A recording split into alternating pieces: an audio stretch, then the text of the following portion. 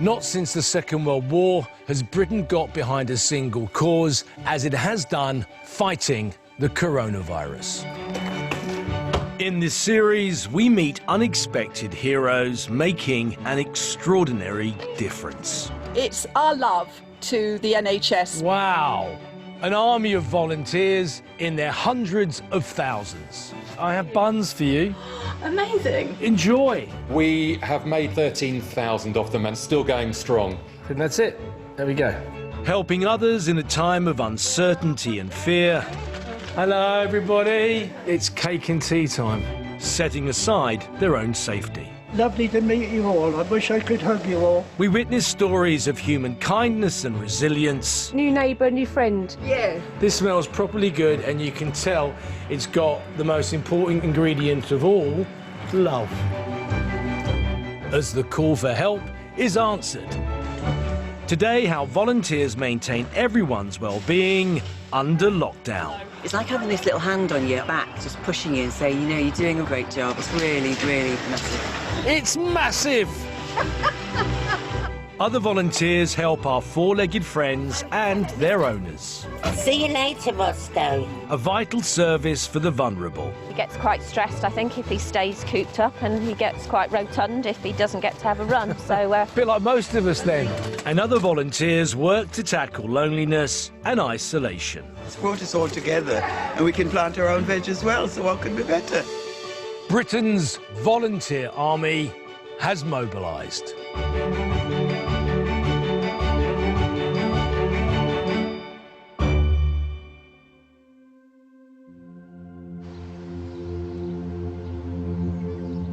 The world has become a strange place under lockdown. It's a horrible thing that's happened, and it's a horrible thing that continues to happen. We don't know where it's going to end. I feel sad in my stomach. You carry it around with you all day. It would be very nice to chat to someone who is like me, self-isolating, because I know how it feels to be alone. But all hope is not lost.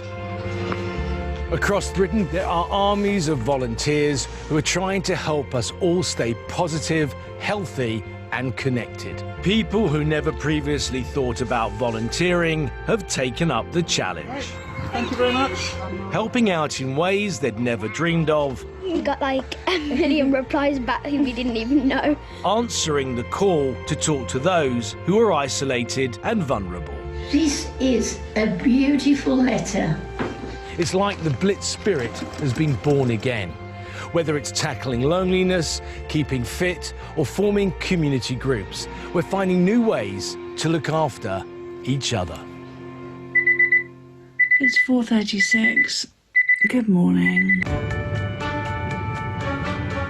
In Surrey, one volunteer project is focusing on caring for those who take care of us. Ready for another adventure of buying all the fresh fruit and veg. It's a task that involves some very early morning starts at a local fruit and veg market on the outskirts of London.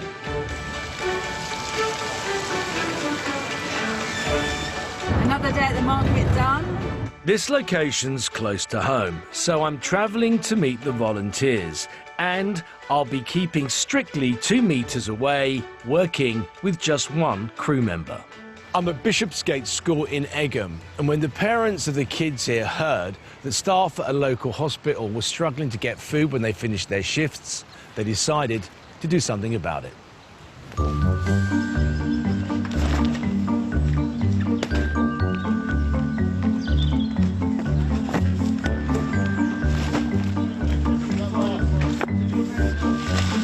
The parents here deliver 400 bags of vegetables to the hospital every week, and I'm going to help out.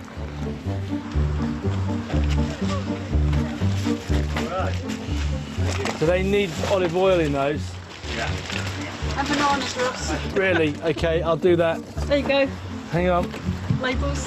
Labels. Come on, get your act together.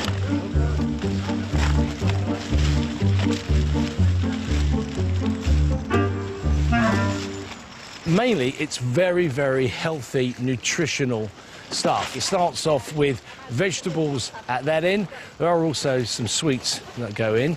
As we move further, salad items, and as we get to the end of the conveyor belt, it's the fruit and pasta and a very nice bottle of olive oil. The two people behind the idea are parents Joanne and Debbie. Joanne, how did Nourish Our Nurses start? I was speaking to a school friend of mine who's a nurse up at Western General in Edinburgh, and she was telling me that she'd come off of a night shift, she'd gone to the supermarket, the shelves were empty. So she was in tears, and I got off the phone and I thought, what can I do? And so I went to bed that night and in bed set up the GoFundMe page thinking, I'll do something for my local hospital, St Peter's, and if I raise £500, I'll get some food bags, some food parcels to them. The next morning I woke up and £1,000 had already been raised, and then I'm thinking, how am I going to actually provide the food? So what was the next step? One of the teachers at the school here said, why don't you go and get it at the market yourself? Then we thought, we're not going to get it in the 2 cars, it's never going to fit, so, oh, can we use your minibus? So it's a whole process. We couldn't do it without the team of volunteers. So how many volunteers have you got now? About 16. So we started off when Debbie came on board with her daughter and my 2 children. All these other volunteers and some teachers have come on board, and we get a whole selection, and people are just loving it. How long do you think you can keep this going? Today we're on our 2000th bag. I think we've only got another couple of weeks' money left. We'd really like to keep it going, and it's the least we can do at this moment.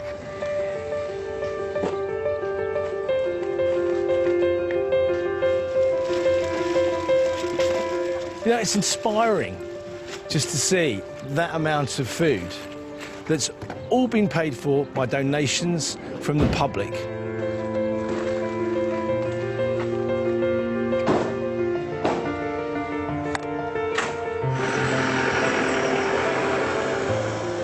One large donation has come from Ryan Belmont, who has a very personal connection to the project. Dad had been ill for some time at St Peter's. Unfortunately, tests came back that he tested positive for COVID-19. We were told by the chaplain in the car park. Yeah, he just said, unfortunately, your dad's tested positive this morning and you won't be able to see him again.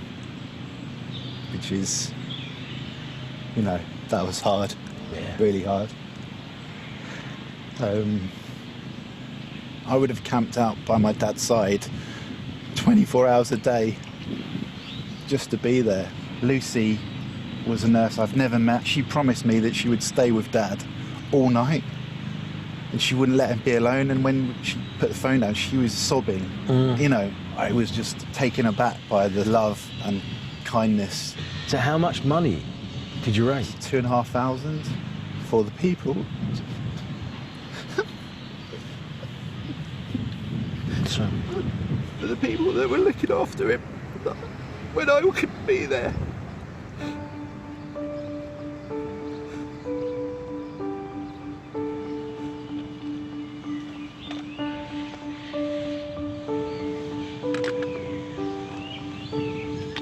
Him and my mum, so they were together 58 years. And then Dad and his granddaughter Grace.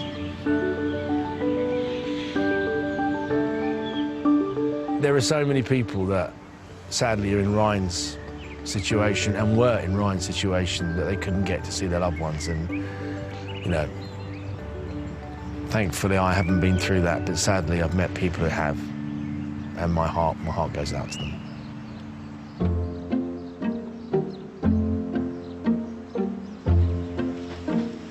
It's partly Ryan's donation that's enabling the Nourish Our Nurses team to keep delivering food parcels. Hello. How are you? Andrew, you're chief nurse here at St Peter's. How important, Andrew, has Nourish Our Nurses been? What these guys have been providing is absolutely spot on. It really, really is. Our staff, after having a full day at work, wearing the full personal protective equipment, absolutely shattered. I've been able to just take one of these bags, go home, and actually cook a really nourishing meal, as the title says, actually. So you're ready, fighting fit to come back the next day to do the next shift. What Napoleon said is true, isn't it? An army marches on its stomach, and it needs to be healthy. It does. But not only for yourself, but for the family as well, because again, it's really important with the guys having that family time, it's really, really important. Takes your mind out of the job. Yeah, for the well-being, absolutely. It means everything, it really does. But, to have these guys doing what they're doing for us just makes us feel, really valued, actually. It's like having this little hand on you on the back, just pushing you and saying, you're doing a great job. It's really, really massive. It's massive! I can only echo what Andrea said. When staff here finish a really long shift, they don't want to have to queue for food. They want to be able to go back to their families, to their loved ones. But it's also more than that. It's a pat on the back, as she called it, a symbol of gratitude and thanks.